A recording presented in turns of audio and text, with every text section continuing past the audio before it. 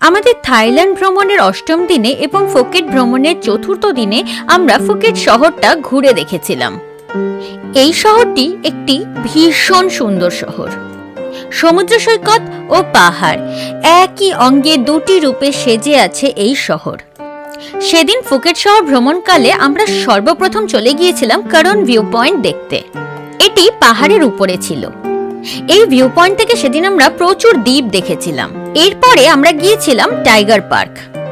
সেদিন টাইগার পার্কে আমরা টাইগারের গায়ে হাত দিয়েছিলাম। বাঘের গায়ে হাত দেওয়ার বা বাঘকে ছুঁয়ে দেখার এটা আমার প্রথম অভিজ্ঞতা ছিল। আমি আমার আগের ভিডিওতে ইতিমধ্যেই আপনাদের সঙ্গে সেই অভিজ্ঞতা ভাগ করে নিয়েছি। আমি আমাদের ফুকেট শহর ভ্রমণের অভিজ্ঞতাকে 3টে অংশে ভাগ করেছি। প্রথম পর্ব আমি আপনাদের সঙ্গে আগেই ভাগ করে নিয়েছি। এটি হলো সেই ভিডিওর দ্বিতীয় পর্ব। আমরা সেদিন বিভিন্ন রকমের জিনিসের অভিজ্ঞতা সঞ্চয় করেছিলাম। একাধারে যেমন আমরা সেদিন পাহাড়ের উপরে উঠে বিভিন্ন দ্বীপগুলি দেখেছিলাম, তেমনি আমরা সেদিন প্রচুর মন্দির দর্শন করেছিলাম। ফুকেটের বিভিন্ন স্থানীয় বাজারে ঘুরেছিলাম এবং বাঘকে ধরেছিলাম, বাঘের গায়ে হাত দিয়েছিলাম। আমাদের কারণ ভিউ পয়েন্ট এবং টাইগার পয়েন্ট দেখার অভিজ্ঞতা আমি আপনাদের সঙ্গে আগের ভিডিওতেই ভাগ করে নিয়েছি।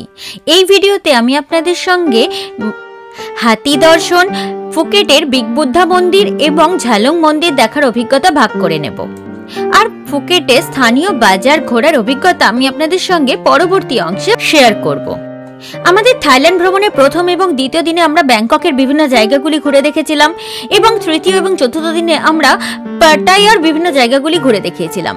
পঞ্চম দিনে আমরা ব্যাংকক থেকে বিমানে যাত্রা শুরু করে ফুকেট পৌঁছে গিয়েছিলাম। সেদিনই আমরা ঘুরে দেখেছিলাম প্যাটং বিচ বা প্যাটং সমুদ্র সৈকত। ষষ্ঠ দিনে আমরা ফুকেট থেকে ফিফি দ্বীপপুঞ্জের ট্যুরে গেছিলাম। সপ্তম দিনে আমরা ফুকেট থেকে জেমস বন্ড দ্বীপপুঞ্জের ভ্রমণে গিয়েছিলাম। সেই দিনই আবার আমরা ঘুরে দেখেছিলাম ফুকেট বাংলা মার্কেট। অষ্টম দিনে অর্থাৎ আজ আমরা বেরিয়েছি ফুকেট শহরটাকে ঘুরে দেখতে। এখন আমি আপনাদের সঙ্গে আমাদের সেই ফুকেট শহর ভ্রমণের অভিজ্ঞতায় শেয়ার করছি। নমস্কার বন্ধুরা, আমার নাম রাজশ্রী আর আমার বাংলা ইউটিউব চ্যানেল পথে পথে ভ্রমণে আপনাদের সকলকে স্বাগতম। চলুন শুরু করা যাক। আমরা এখন টাইগার পার্ক ভ্রমণ করে বেরোচ্ছি। এখন আমরা পুনরায় আমাদের গাড়িতে উঠব।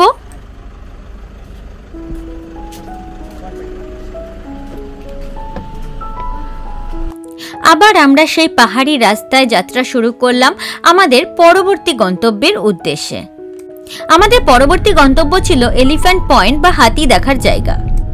আমাদের গাইড আমাদেরকে পরবর্তী গন্তব্যের বিষয়ে কিছু তথ্য জানাচ্ছিলেন। আমরা যতজন পর্যটক একসঙ্গে এই গাড়িটাতে যাচ্ছিলাম, আমাদের সকলের কিন্তু আলাদা আলাদা প্যাকেজ বুক ছিল। আমরা যদিও একসাথে যাচ্ছিলাম কিন্তু সকলের একই গন্তব্য ছিল না। যেমন আমাদের টাইগার অর্থাৎ বাঘ বুক ছিল, কারুর কিন্তু আমাদের গাড়িতে হাতি বুক ছিল। এখন আমরা হাতির জায়গায় যাচ্ছি। ওখানে আমরা হাতির সাথে ছবি তুলব। এই অংশে কারুর হাতি ধরার ট্যুর বুক ছিল, কারুর হাতি চড়ার ট্যুর বুক ছিল, আবার কারুর এটিভি বাইক চড়ার ট্যুরও বুক ছিল। আমরা এখন যে অংশে যাচ্ছি সেখানে আমরা হাতির সাথে ছবি তুলতে পারবো। এখানে হাতির সাথে ছবি তুলে তারপরে আমরা যাব ফুকেটের বিগ বুদ্ধা মন্দির দেখতে এবং তারপরে যাব ঝালং মন্দির দেখতে, যেটা আমাদের আজকের ভ্রমণের সর্বশেষ গন্তব্য। ঝালং মন্দিরের পর আমরা এখানের কিছু ফ্যাক্টরি এবং স্থানীয় বাজার ঘুরে দেখব। আমাদেরকে আমাদের গাইড বলেছিলেন যে আমরা হাতির সাথে ছবি তুলতে পারবো, কিন্তু এখানেও একটা টুইস্ট ছিল যেটা আমরা ওখানে গিয়ে জানতে পারলাম। হাতির ক্ষেত্রে ছোট হাতি বা বড় হাতি এরকম কিছু বৈচিত্র্য ছিল কিনা আমি জানি না, তবে আমরা বাঘের সাথে ছবি তুলেছিলাম। আমাদের ক্ষেত্রে কিন্তু ওনারা ছোট বাঘ অর্থাৎ বেবি বাঘের সঙ্গে ট্যুর বুক করে দিয়েছিলেন। এছাড়াও কেউ বড় বাঘের সঙ্গে অর্থাৎ বিগ টাইগারের সঙ্গে ছবি তুলতে পারছিলেন, আবার কেউ মিডিয়াম টাইগার বুক করেছিলেন যারা মাঝারি বাঘের সঙ্গে ছবি তুলতে পেরেছিলেন। যেহেতু আমাদের সাথে বাচ্চা আছে তাই ওনারা আমাদের জন্য বেবি টাইগার বুক করে দিয়েছিলেন। আপনার সাথে যদি বাচ্চা থাকে তাহলে কেবলমাত্র আপনি বেবি টাইগারের খাঁচাতেই ঢুকতে পারবেন। এছাড়া আপনার কাছে যদি নিউ বর্ন বেবি থাকে বা খুব ছোট বাচ্চা থাকে তাহলে আপনি নিউ বর্ন টাইগারের কেজেই ঢুকতে পারবেন। আমরা এখন সেখানে যাচ্ছি যেখানে হাতি দেখতে পাবো। আমরা প্রায় পৌঁছেই গেছি। দেখুন এখানে এটিভি বাইকগুলো রাখা আছে, কারণ অনেকে এখানে এটিভি বাইকের ট্যুরও করেন। দেখুন পৌঁছে গেছি আমরা। আর এখানেও কিন্তু আমরা বাচ্চা হাতির সাথে ছবি তুলতে পারবো, বড় হাতির সঙ্গে আমরা ছবি তুলতে পারবো না। বড় হাতির সঙ্গে তারাই ছবি তুলতে পারবেন যারা ওই প্যাকেজটা বুক করেছেন।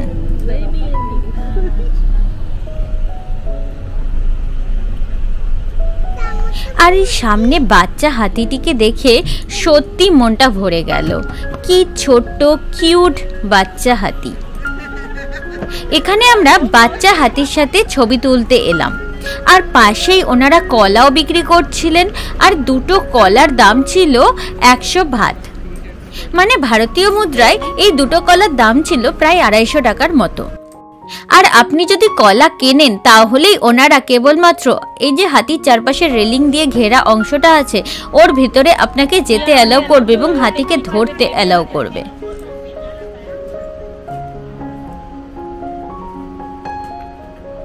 আর যে সমস্ত পর্যটকদের হাতির প্যাকেজ বুক ছিল ওনারা সোজা সামনে চলে গিয়েছিলেন। ওই যে সামনে একটা বড় হাতি দাঁড়িয়ে আছেন না, ওইখানে। আর কেউ কেউ তো হাতির পিঠেও চড়ছিলেন। আমাদের সঙ্গে থাকা একজন ফ্যামিলি কলা কিনেছিলেন, তাই ওনারা ওনাদেরকে এই রেলিং দিয়ে ঘেরা অংশটার ভিতরে যেতে অ্যালাউ করলেন। আর যে কলাটা ওনারা কিনেছিলেন ওটা ওনারা নিজে হাতে হাতিকে খাওয়ালেন, হাতির সাথে ছবি তুললেন এবং অবশেষে হাতি ওনাদেরকে কিসও করে দিয়েছিল। পরে আমরাও হাতির সাথে ছবি তুলেছিলাম, কিন্তু বাইরে থেকে। এই রেলিংয়ের বাইরে দাঁড়িয়েই আমরা ছবি তুলেছিলাম। আর আমরাও হাতির কিস পেয়েছিলাম।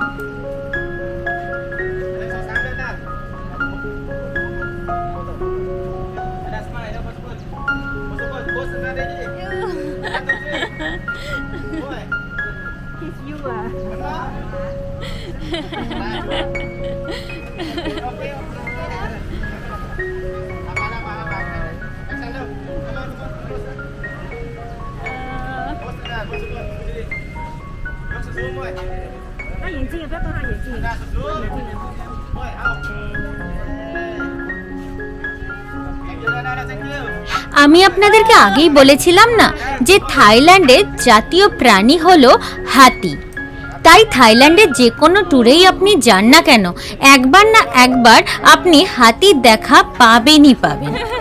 হয় আপনি হাতির শো দেখতে পাবেন, নয় আপনি হাতির পিঠে চাপতে পারবেন, নয় আপনি হাতিকে ধরতে পারবেন, নয়তো আপনি হাতিকে খাওয়াতে পারবেন বা হাতির কিস নিতে পারবেন। আর এখানে আমরা পেয়েছিলাম একটা বাচ্চা হাতি। আর এই বাচ্চা হাতিটিকে কলা খাওয়ানোর অবকাশ ছিল।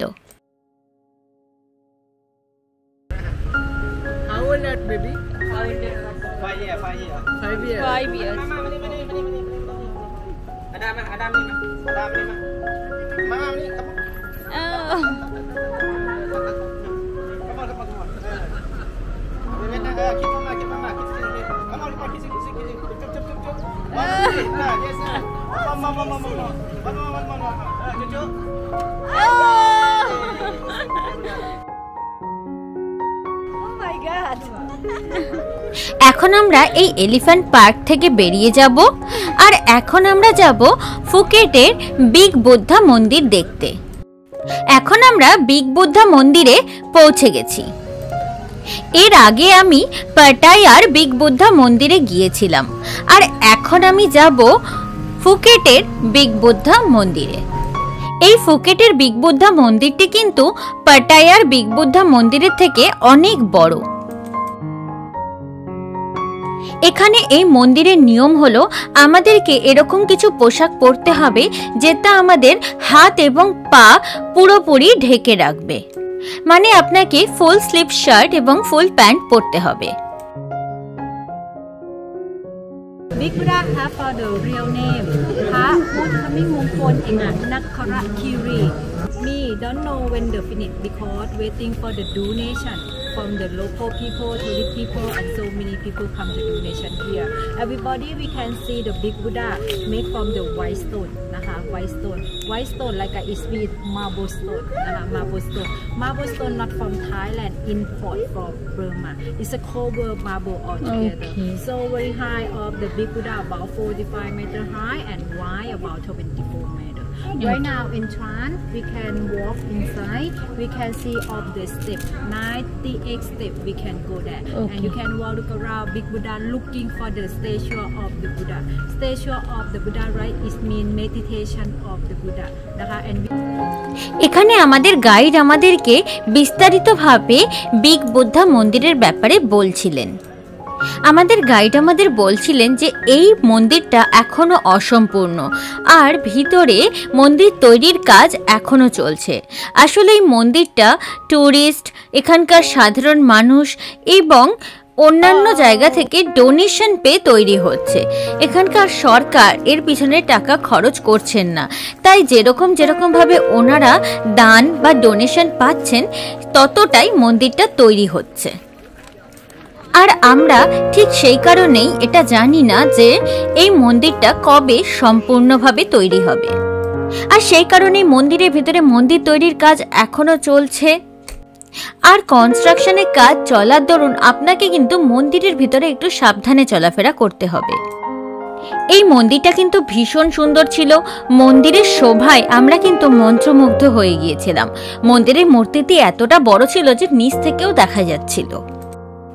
এই মন্দিরটা যতটা সুন্দর, এই মন্দির থেকে বাইরের দৃশ্য ততটাই সুন্দর। এই মন্দিরটা যেহেতু একটু উপরে, তাই এখান থেকে ফুকেটের পুরো শহরটা দেখা যাচ্ছিল, যেটা অভূতপূর্ব দেখতে লাগছিল। এখান থেকে এই পুরো শহরটাও কিন্তু দেখতে ভীষণ সুন্দর লাগছে। আমি আপনাদেরকে এই উপর থেকে একবার শহরটা দেখিয়ে দিচ্ছি। এখান থেকে অর্থাৎ বিগ বুদ্ধা মন্দির থেকেও কিন্তু আমরা বিচ দেখতে পাচ্ছিলাম, শহর দেখতে পাচ্ছিলাম এবং একটা দুটো দ্বীপও দেখতে পাচ্ছিলাম। আর এখান থেকে অর্থাৎ এই উপরের বিগ বুদ্ধা মন্দির থেকে শহরের দৃশ্য অতীব সুন্দর ছিল। আমি এখন সিঁড়ি দিয়ে উপরে উঠব, মন্দিরে যাব। দেখি মন্দিরে ওঠার জন্য কটা সিঁড়ি আছে। এখন আমি এই সিঁড়ি দিয়ে উঠে বিগ বুদ্ধা মন্দিরের মূর্তির কাছে পৌঁছাবো। 1 2 3 4 5 6 আমি যখন ছোটবেলায় কোথাও ঘুরতে যেতাম তখন এরকম উপরে উঠতে হলে সিঁড়ি গুনতে গুনতে উঠতাম। আজ সেই ছোটবেলার কথা মনে পড়ে গেল। আজও আমি সিঁড়ি গুনতে গুনতেই উপরে উঠছিলাম। যদিও এখানে আমাদের গাইড আগেই বলে দিয়েছিলেন যে এখানে 98টা সিঁড়ি আছে, 94, কিন্তু আমি গুনে 94টা সিঁড়ি পেলাম। হয়তো আর 4টা সিঁড়ি আমি মিস করে গেছি। আর পাটায়ার বিগ বুদ্ধা মন্দিরের মতনই এখানেও কিন্তু 98টা সিঁড়ি ছিল, কিন্তু সিঁড়িগুলো খুবই ছোট ছোট সিঁড়ি ছিল, তাই আপনার উপরে উঠতে মোটেও কষ্ট হবে না। যদিও এই মন্দিরে কনস্ট্রাকশনের কাজ এখনো চলছে, তবুও এই মন্দিরের চারপাশ এবং সামনেটা কিন্তু ভীষণ সুন্দর করে সাজানো। এই মন্দিরের এই বিগ বুদ্ধার বড় মূর্তিটি ছাড়াও চারপাশে আরো অনেক ছোট ছোট মূর্তি ছিল। কিছু ভগবান বুদ্ধের মূর্তি ছিল, কিছু অন্য মূর্তি ছিল। এছাড়াও চারিদিকে বিভিন্ন রকমের লিলি ফুল দিয়েও সাজানো ছিল। আর এই মন্দিরের চারপাশে যে অপূর্ব প্রাকৃতিক সৌন্দর্য ছিল তা তো বর্ণনাতীত। আর এই দেখুন, চারিদিকে এরকম ছোট ছোট অনেক মূর্তি বানানো ছিল। আর এখানে একটা দুটো বসার জায়গাও ছিল, কিন্তু আমাদের গাইড আমাদেরকে সময় বলে দিয়েছিলেন যে কখন ফিরতে হবে। আর এই মন্দিরটা অনেকটা বড়ও ছিল, তাই আমাদের কাছে বসার সময় ছিল না। চলুন এখন এই মন্দিরের ব্যাপারে কিছু তথ্য জেনে নিই। এই মন্দিরটির আসল নাম হলো ফ্রা ফুটা মিং মংকল একনাকিরি। আবার ছোট করে অনেকেই মন্দিরটিকে মিং মংকল বুদ্ধা ও বলেন।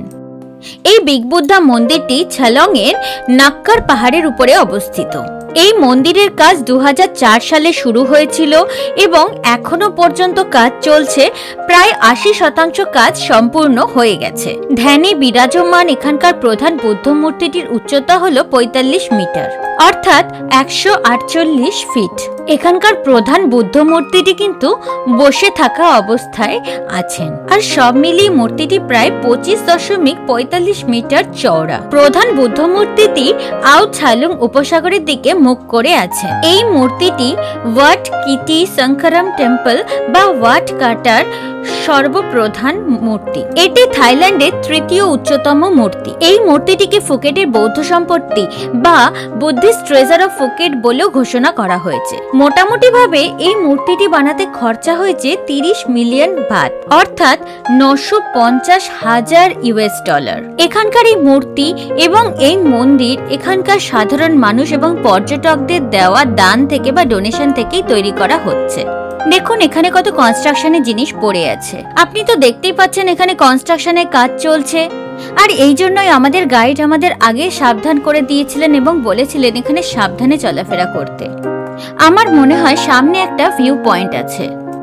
এই বুদ্ধ মন্দিরটির নাম অর্থাৎ ফ্রা ফোটা মিং মঙ্গল একনাকিরির মানে হলো নাগা পর্বতের উপরে বসে থাকা মূল্যবান এবং শুভ ভগবান বুদ্ধ।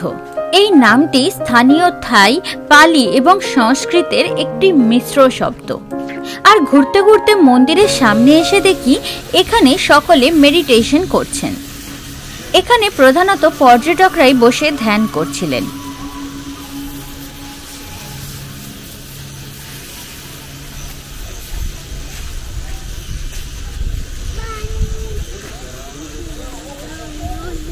এখানে একজন গুরু বসেছিলেন, উনি সকলকে দেখাচ্ছিলেন কেমন করে মেডিটেশন করতে হবে।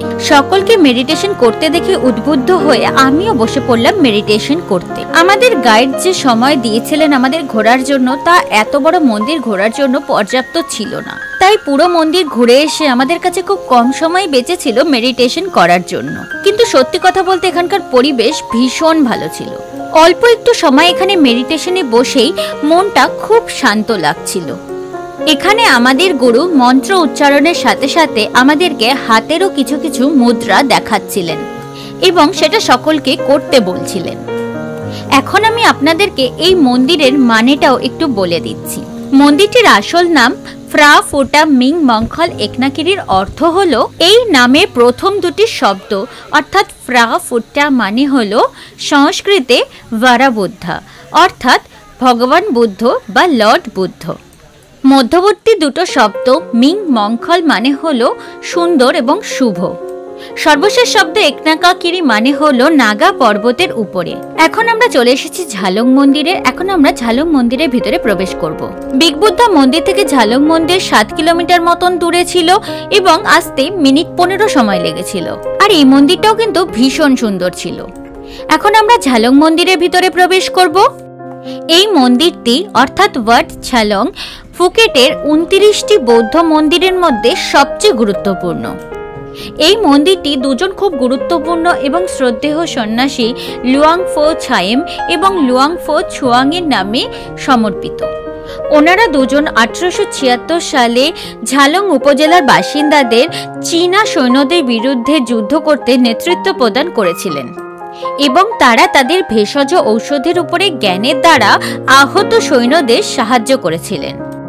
আর এই মন্দিরে ঢুকেই আমরা দেখতে পেলাম প্রচুর বুদ্ধ মূর্তি। এখানকার প্রতিটি বুদ্ধ মূর্তি কিন্তু ছিল অসাধারণ শিল্পকলার নিদর্শন। আর এখানে যতগুলি বুদ্ধ মূর্তি ছিল প্রত্যেকটিরই দেহভঙ্গি কিন্তু আলাদা আলাদা ছিল। তার থেকেও আমার অবাক লেগেছিল যে এখানকার প্রত্যেকটা মূর্তি কিন্তু খুব নিপুণভাবে তৈরি। আর এই মন্দিরটিও কিন্তু চারিদিকে প্রচুর পরিমাণে ছবি, বিভিন্ন জিনিসপত্র এবং বিভিন্ন শিল্পশৈলী নিদর্শন দ্বারা সাজানো ছিল। এই মন্দিরের ভিতরে পরিবেশও কিন্তু ভীষণ শান্ত ও শান্তিপূর্ণ ছিল। এতক্ষণ আমরা একতলায় ঘুরছিলাম, এবার আমরা মন্দিরটির দোতলায় যাব। এটি হলো দোতলায় যাওয়ার সিঁড়ি। দেখুন সিঁড়ির ধরার জায়গাটাও কি সুন্দরভাবে সাজানো। এখানে একটি ড্রাগন রাখা আছে। আর সিঁড়ি দিয়ে উপরে উঠতে উঠতে দেখি এই সিঁড়িরও পাশে বিভিন্ন রকমের সুন্দর সুন্দর বৌদ্ধ মূর্তি আঁকা রয়েছে, আর প্রত্যেকটি ছবি কিন্তু ভীষণ সুন্দর। আর অবশেষে আমরা পৌঁছে গেছিলাম দোতলায়, আর দোতলাটা কিন্তু একতলার থেকে একদমই আলাদা ছিল এবং ভীষণ সুন্দর ছিল। দোতলায় উঠতেই প্রথমেই চোখে পড়ল সাদা পাথরের একটি ভীষণ সুন্দর বুদ্ধ মূর্তি, আর এই বুদ্ধ মূর্তিরও চারপাশে ছিল প্রচুর সোনালী রঙের সুন্দর সুন্দর বুদ্ধ মূর্তি। এবার আমরা এই মন্দিরে 3 তলায় উঠতে লাগলাম, আর 3 তলায় যাওয়ার সময়ও আমরা সিঁড়ির পাশে বিভিন্ন সুন্দর সুন্দর ভগবান বুদ্ধের ছবি দেখতে পেলাম। আর 3 তলায় পৌঁছে দেখি আরো একটা সিঁড়ি উপরের দিকে উঠে গেছে, আমরা সেই দিকেই এগোতে লাগলাম।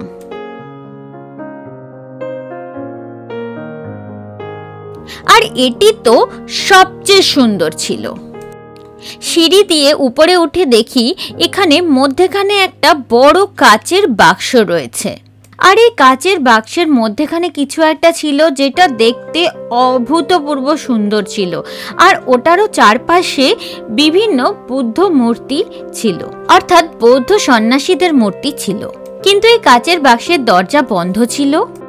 আমার এই মন্দিরে যেটা সবচেয়ে ভালো লেগেছিল সেটা হলো এই দৃশ্য। এই মন্দিরের 3 তলার এই অংশ থেকে বাইরের দৃশ্য খুবই সুন্দর লাগছিল।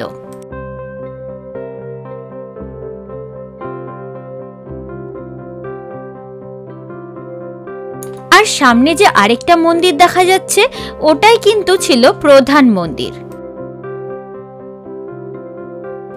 এখন আমরা যাব প্রধান মন্দিরটা ঘুরে দেখতে। দেখুন এটাই হলো প্রধান মন্দির, কি সুন্দর তাই না? চলুন ভেতরটা দেখে আসি। বাহ, ভেতর থেকে তো মন্দিরটা ভীষণ সুন্দর। এই মন্দিরের জানলাগুলো কি সুন্দর না? এখানকার সব মন্দিরে দেখেছি জানলাগুলো ভীষণ সুন্দর করে সাজানো থাকে। আর এখানেও দেখলাম এরকম কাচের ভিতরে খুব সুন্দর মূর্তি রাখা রয়েছে।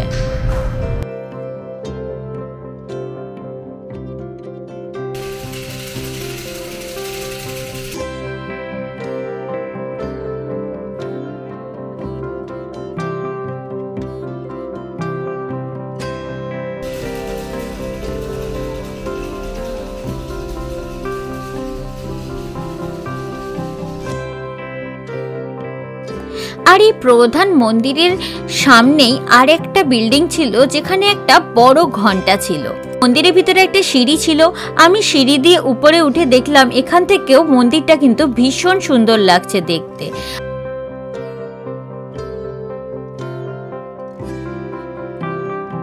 আর এটাই হলো সেই ঘন্টা।